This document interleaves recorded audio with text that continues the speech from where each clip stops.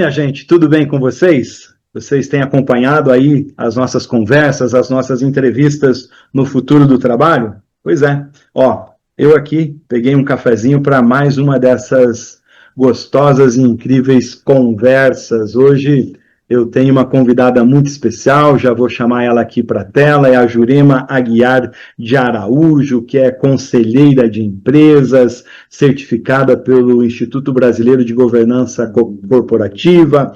Ela trata dos assuntos de estratégia, marketing, inovação, aliás, pautas também que eu gosto muito, trabalha apoiando líderes, famílias empresárias, né, e também nos conselhos de tomada de decisões estratégicas. Como vai você, Jurema? Tudo bem? Boa tarde. Muito bem. Boa tarde, Nascimento. Muito bem. Um grande prazer falar com você. Honra é nossa conversando nesse projeto incrível, né?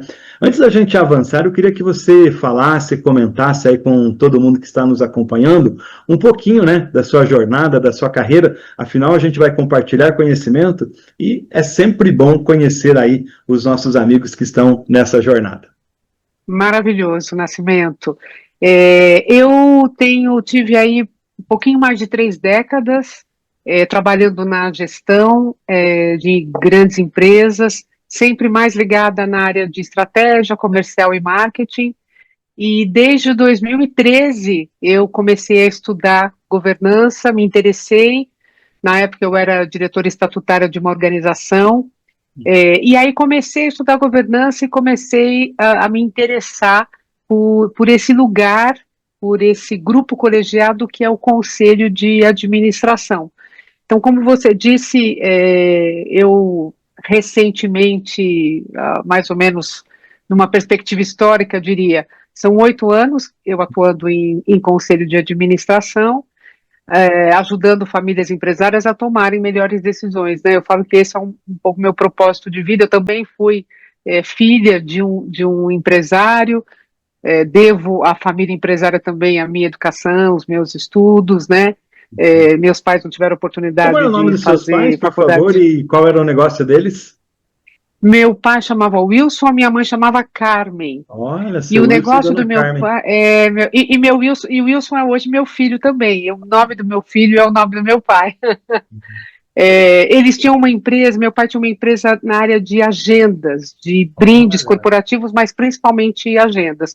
Hoje a empresa não existe mais, Uhum. e acho que um pouco por isso é que eu me dedico a trabalhar em prol que as empresas perpetuem, né, que elas Sucessão, né? ultrapassem as várias gerações. Tem uma coisa muito legal, né? Eu sou apaixonado pelo ambiente de negócios, eu sou apaixonado por empreendedores, e nos últimos anos eu tenho tido o orgulho e a honra, primeiro, de conviver, de sonhar, de transpirar negócios. Eu venho literalmente da roça, eu falo que eu sou um Aham. ex-boiadeiro que virou diretor de empresas, mas uma das coisas que eu gosto, desde que eu comecei a fazer gestão com 24 anos, é olhar o esforço de construção de um negócio, né? E a questão do sonho de longevidade das empresas, da boa Uhum. sucessão, como você bem falou, é um desafio muito grande, né? Agora, eu tenho escrito livros sobre famílias empresárias, estou escrevendo um livro Ah, que fantástico. sobre o seu Flávio Brandalize, fundador da Perdigão.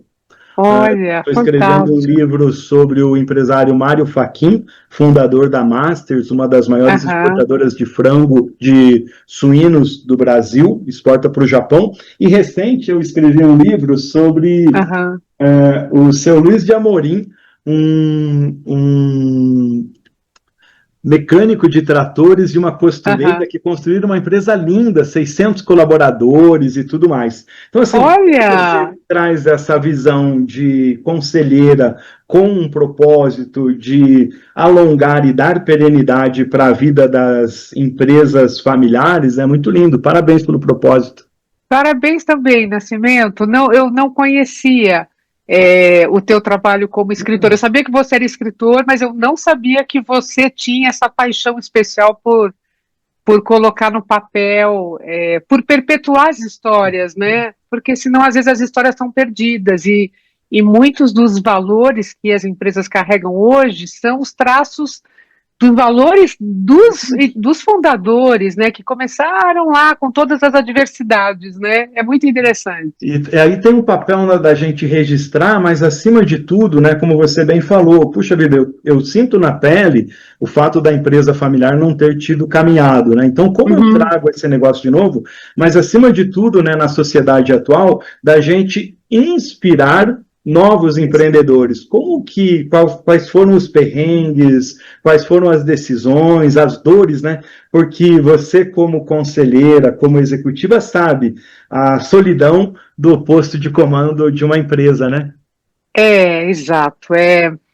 Eu diria, mesmo quando a família é uma família grande, e às vezes você tem vários filhos, segunda geração presente, às vezes, veja, eu gosto de dizer, né, as pessoas não tomam decisões ruins porque elas gostariam, ou seja, você está ali imbuído do seu conhecimento, da sua boa-fé, do seu histórico, mas empreender no Brasil tem sido um exercício cada vez mais difícil por conta, enfim, de tudo que está acontecendo, da volatilidade, né, Nascimento? Então, tomar decisões, eu gosto de falar, tomar decisões é um pouco arte, um pouco ciência.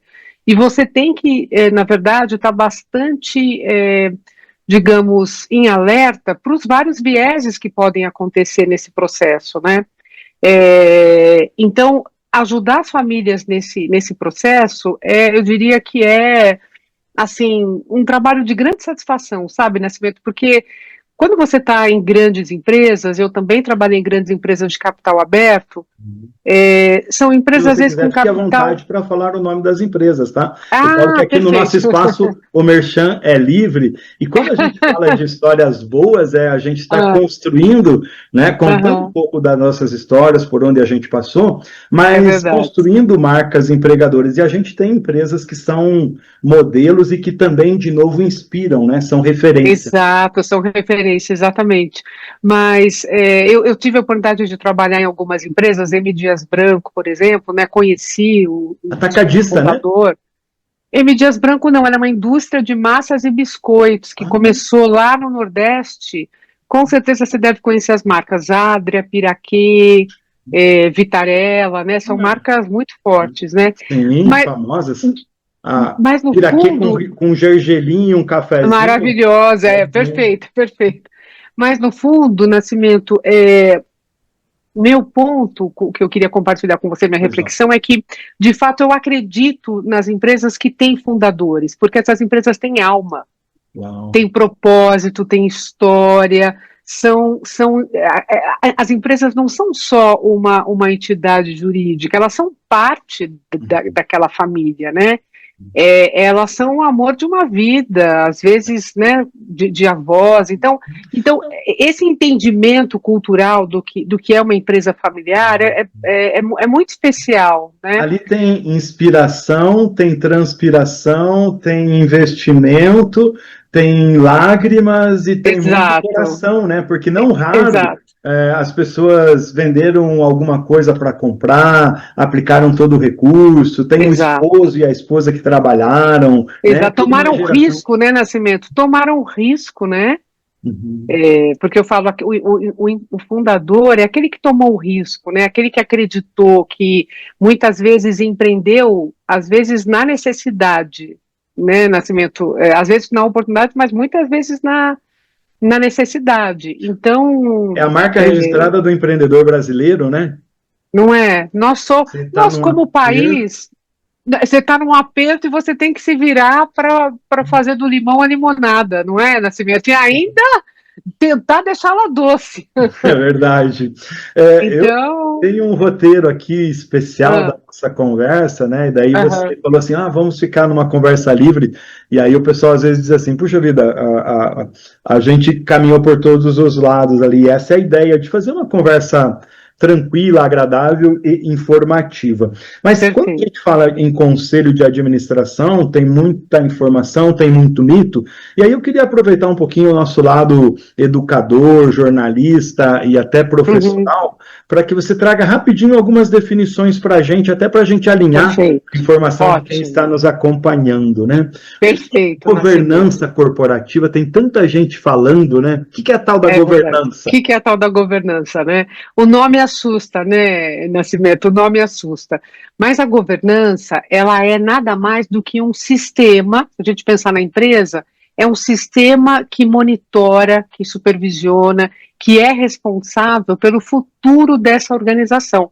Então, a governança tem alguns objetivos. Primeiro, proteger a empresa, garantir a maior longevidade possível para a empresa, garantir o equilíbrio das partes interessadas, né, dos vários grupos de interesse. Então, a governança é um sistema que desenha, alinha as estratégias futuras da organização. Então, quando a gente pensa na organização como um sistema, o conselho de administração ou consultivo, como muitas empresas têm, ele é esse órgão deliberativo formado por vários profissionais, que podem ser familiares, independentes, acionistas, para que trabalhem juntos, organizando esse sistema, garantindo a longevidade da empresa. Então, eu diria um sistema de processos, de condutas, de controles, onde se discute as temáticas mais importantes da organização, pensando no futuro. A governança é isso, ela deveria preparar, proteger e garantir um melhor futuro para a organização. Obrigado pela resposta, cravou 10 aqui, tá? Você estava falando, eu lembrei do Caixa Preta da Governança, da Sandra Guerra. Maravilhoso, da grande dama da governança, é maravilhoso. Inclusive eu tenho ele aqui na minha biblioteca. Do IBGC, me veio assim claramente a definição, Sandra, né? Sandra Agora, foi uma das pioneiras. Conselho de administração. Não estou tomando as lições lá do seu curso do IBGC, mas é legal para a gente alinhar e para ajudar todo mundo.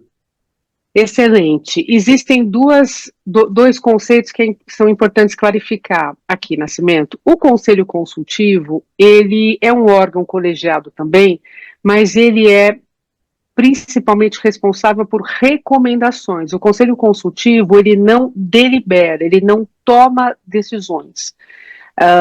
Já o Conselho de Administração, não, ele é um órgão estatutário, assim estabelecido, onde os participantes, eles são responsáveis, do ponto de vista fiduciário, com a gestão da organização. Então, eles discutem, deliberam e votam, e eles são considerados administradores, então eles têm uma responsabilidade estatutária. Já o Conselho Consultivo, ele tem um papel, como o próprio nome diz, mais consultivo. Ele recomenda, mas ele não toma decisões. Então, acho que é um conceito importante. Importante de deixar claro, né? E importante, os papéis, as responsabilidades. Exato. E muitas vezes, Nascimento, você tem, especialmente em empresas que nunca tiveram um grupo colegiado de pensadores ali, normalmente você tem uma jornada.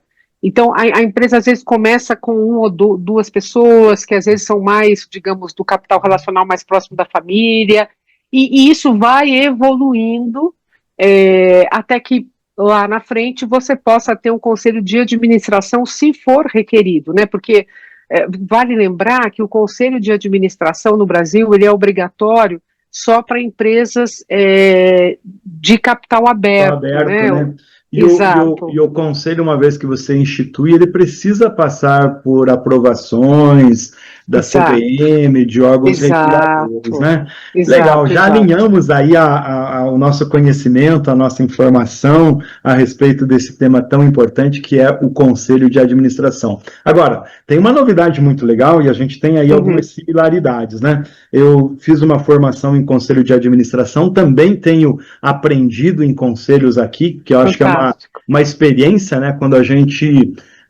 a cadeira no conselho nos traz conhecimentos e aprendizado, né, para um repertório como executivo ou como consultor, mas também a gente leva para essa cadeira a nossa experiência de jornada corporativa, né? E também, né, você está aí acabando de concluir um mestrado em administração. Eu, depois aí de alguma jornada de carreira, estou lá também num curso de mestrado, né, aprendendo. Que fantástico! E você estudou, eu quero conhecer aí o seu paper, né? Estudou sobre o engajamento dos acionistas, diversidade no conselho, capacidades organizacionais. Poxa, quais foram os achados aí dessa sua pesquisa? Dessa investigação. Já descobrimos um outro ponto em comum, né, Nascimento? Estamos fazendo os dois um mestrado acadêmico. Eu diria que, assim, a nossa, pelo menos no meu caso, a minha profissão será uma eterna estudante, porque a gente só sabe que não sabemos o suficiente e temos que continuar na jornada, né? Lifelong learning. Exatamente, é isso. Mas, Nascimento, em 2013, quando eu comecei a estudar governança, apesar disso já ter acontecido há 13 anos, eu continuei na vida executiva por mais tempo. E aí realmente me interessou muito, eu tive uma inquietude sobre o que faz, né, grandes empresas, às vezes com bons conselhos, com bons grupos, tomarem decisões que não foram tão exitosas, né?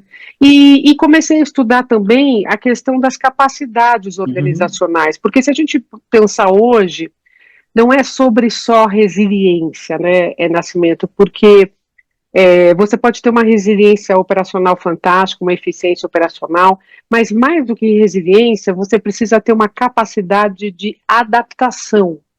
Você precisa conseguir fazer com que a organização aprenda novas habilidades de forma coletiva, né? Então, estudar capacidades organizacionais foi também, junto com a questão da governança, um tema que me interessou. E o meu projeto de estudo, ele foi conduzido junto às empresas do Índice de Sustentabilidade Empresarial. Eu estudei 3 anos, para responder justamente a essas perguntas que você colocou. Se o engajamento dos acionistas, ele garantia maior diversidade, como maior diversidade nós estamos falando da presença de mulheres e da presença de negros. E se esse conselho mais diverso, né, porque se fala e isso é muito propagado pelas grandes consultorias, que a diversidade no conselho, ela gera mais resultados. Mas o meu objeto de estudo... né, a criatividade. Exatamente. O que você descobriu? Temos notícia boa? Por favor, traga uma notícia boa em relação a isso. Temos uma notícia ótima, Nascimento, que é quando os conselhos, quando o grupo colegiado tem uma diversidade, essa diversidade cria mais capacidades organizacionais, ou seja, quanto maior a diversidade do grupo, do ponto de vista de experiência, formação, enfim, capacidade, modelo mental, isso cria mais capacidades.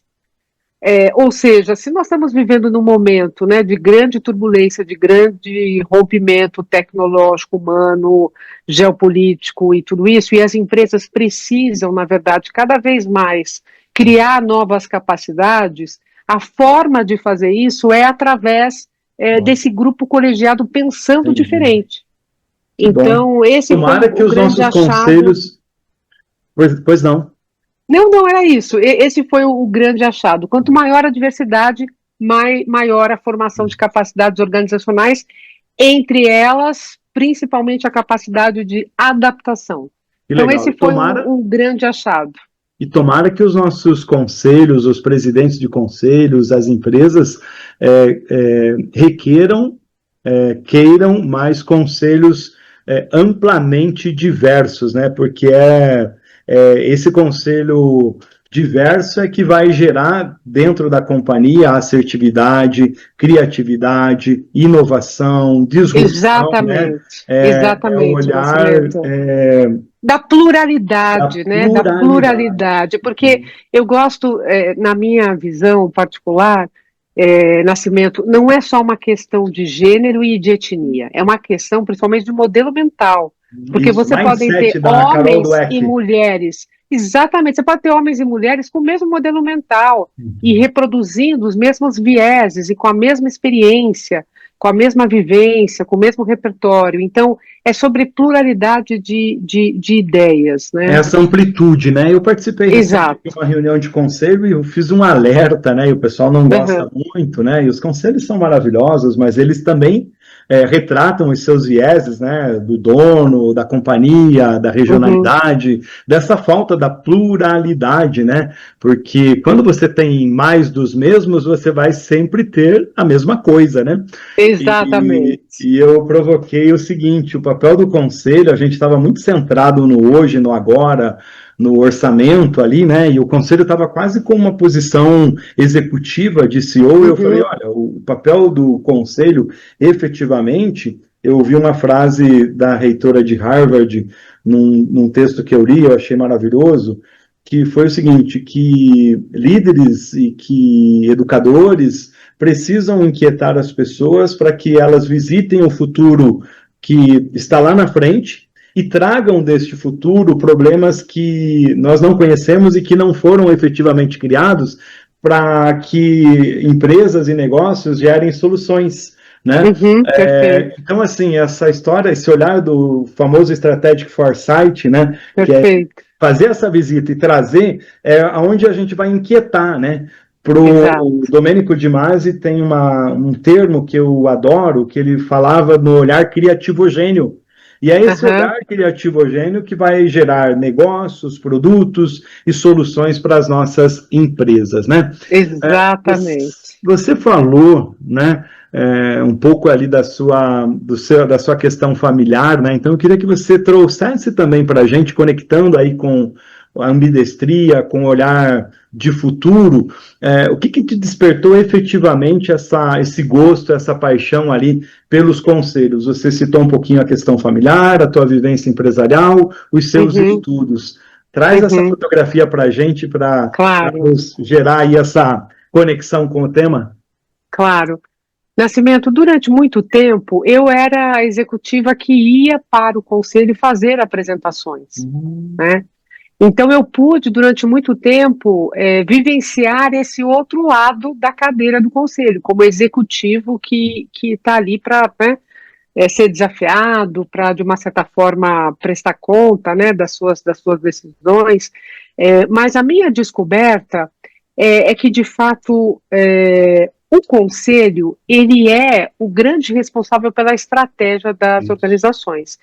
E se o meu desejo era ter mais impacto nas organizações, ou seja, estar mais comprometida com o futuro dessas empresas, com o grau de confiança que elas podem provocar nos seus investidores, nos seus fornecedores, nos seus clientes, eu entendi que a minha trajetória de maior impacto, ela aconteceria uma vez que eu pudesse atuar nessa esfera que está olhando para o futuro.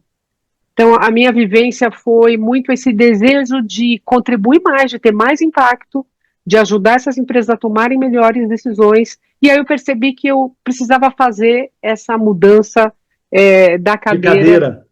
se eu realmente quisesse contribuir com esse futuro. Porque, como você mesmo colocou, às vezes acontece de você, nas reuniões colegiadas, escorregar um pouquinho e ficar olhando para o retrovisor, mas esse não é o principal papel do conselho, como você mesmo disse, ou seja, é o que a gente aprende que é nos in, hands off, ou seja, você está com o nariz dentro, mas você está com as mãos fora, né? Você Uhum. não está na gestão, essa não é a Verdade. tua Essa atribuição. rédea Então, não é sua, né? Esse exatamente, painel de controle, você tem exatamente. responsabilidade, porque o conselho tem responsabilidades estatutárias na tomada das grandes Exato, decisões, mas no fiduciário, dia a dia, dê exatamente. liberdade para o CEO conduzir a sua Exato, companhia, né? exatamente. Então, esse contexto, né, saber entender os cenários, o que vem pela frente, no horizonte maior. Então, claro que assim, a estratégia hoje, eu gosto de comentar isso, né, Nascimento, ela tem que ser uma estratégia adaptativa, porque muitas coisas acontecem, questões que às vezes estão fora do seu controle, Uhum. Mas se você tem uma direção, eu falo, direção é mais importante que velocidade. Se você está na direção certa, isso é o mais importante. Às vezes você vai acelerar 120 quilômetros, às vezes você vai ter que recuar 80 porque tem um buraco na estrada.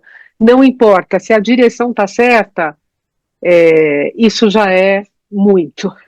Segura aí que aqui na nossa conversa, às vezes eu faço um papel assim de deixar mais leve, né? Você está em São Paulo, né? Eu sou em São Paulo, eu sou em São São Paulo, Paulo na tem Zona Sul. a Rádio Jovem Pan, que ele tem um mote lá na hora certa, tal, que ele diz assim, repita, né? Como que é a questão Aham. da direção ser mais importante do que a velocidade? Repita.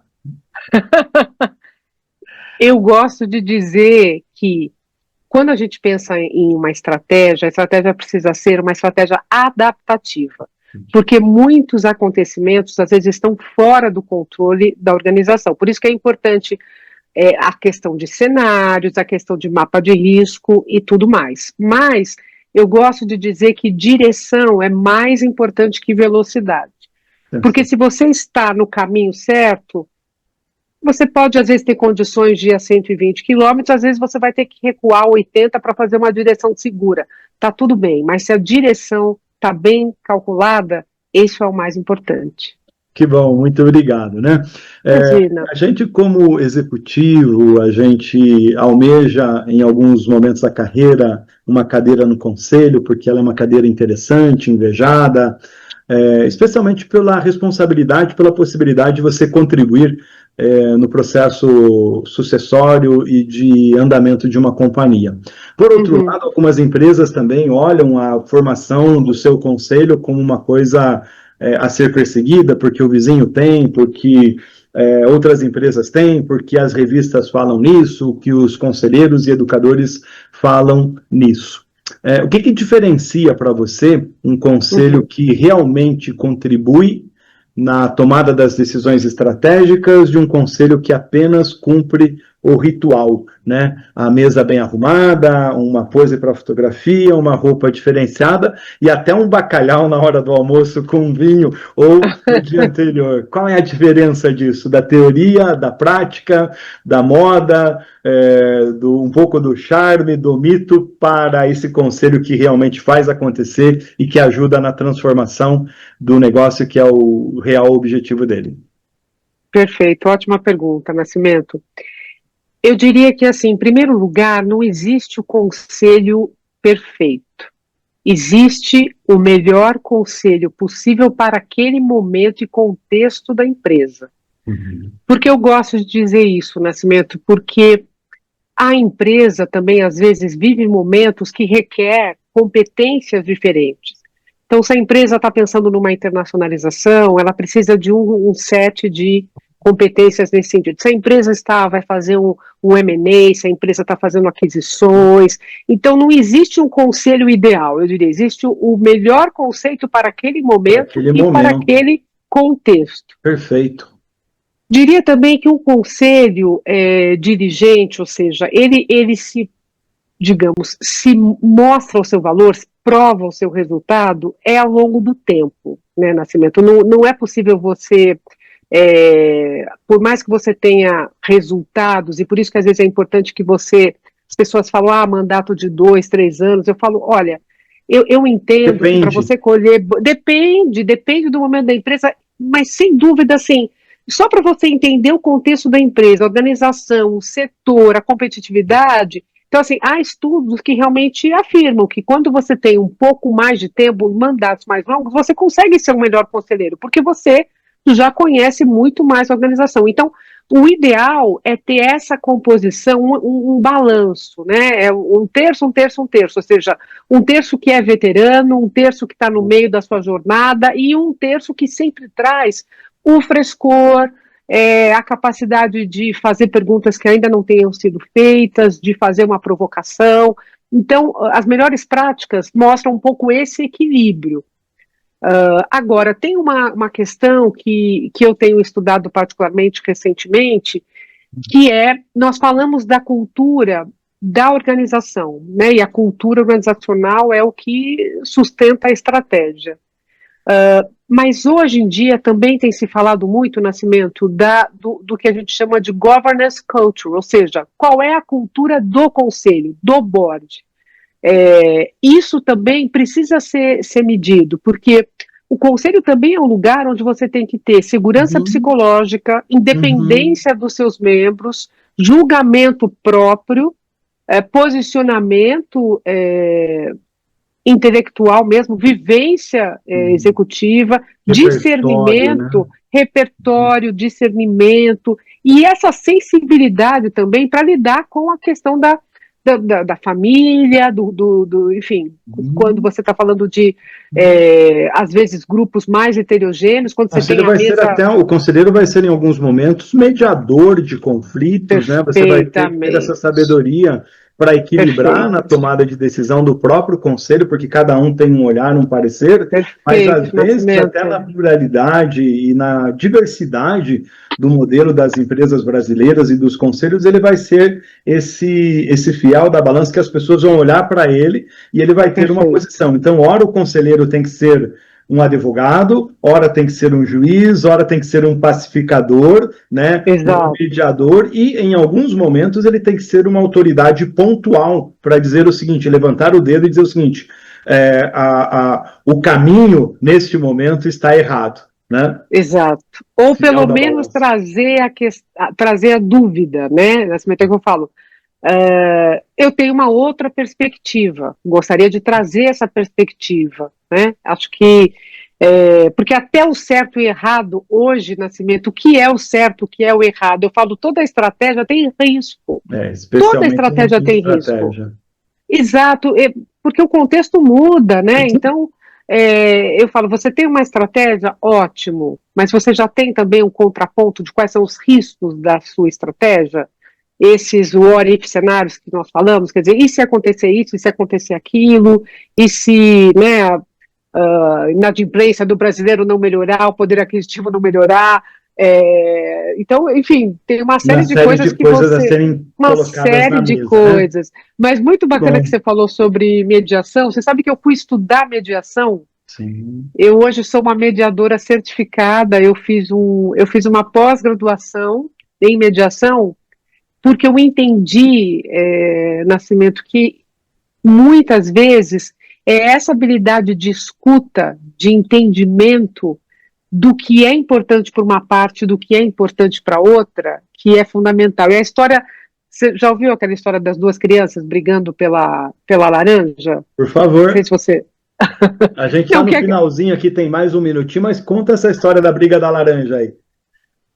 Duas crianças brigando pela laranja, e a mãe só tinha uma laranja, até que a mãe sabiamente pergunta para cada criança, por que você quer a laranja? E uma fala, eu quero a casca. E a outra fala, eu quero chupar a laranja. Então a mãe sabiamente, entendendo qual era a necessidade de cada criança, resolveu o conflito. Então, muitas vezes o que é necessário é um grau de curiosidade, uma sensibilidade, para poder encontrar uma solução que atenda aos dois lados. Né? Ouvir corretamente, fazer a pergunta correta e ouvir os dois lados. Nossa conversa hoje foi com a Jurema Aguiar de Araújo, conselheira de empresas, mestranda, que está aqui no projeto Futuro do Trabalho. Jurema, obrigado pela sua participação aqui no projeto, coordenado pelos amigos Marcelo Nóbrega, José Nascimento e Gederson Beck, e você trazendo aí esse olhar de governança tão importante para o futuro do trabalho. Muito obrigada, Nascimento. Adorei conhecê-lo, uma simpatia a sua entrevista. Poderemos ficar aqui horas conversando sobre tudo isso aqui, sobre todos esses desafios, e adorei falar com você. Obrigada mais uma vez. Tenho certeza que esse projeto vai ficar incrível. Um grande abraço para você e a todos vocês que estão nos acompanhando. Tchau, gente. Futuro do Trabalho. Patrocínio Tifes Group e Marcondes Consultoria. Realização, você está contratado e Top de Gestão.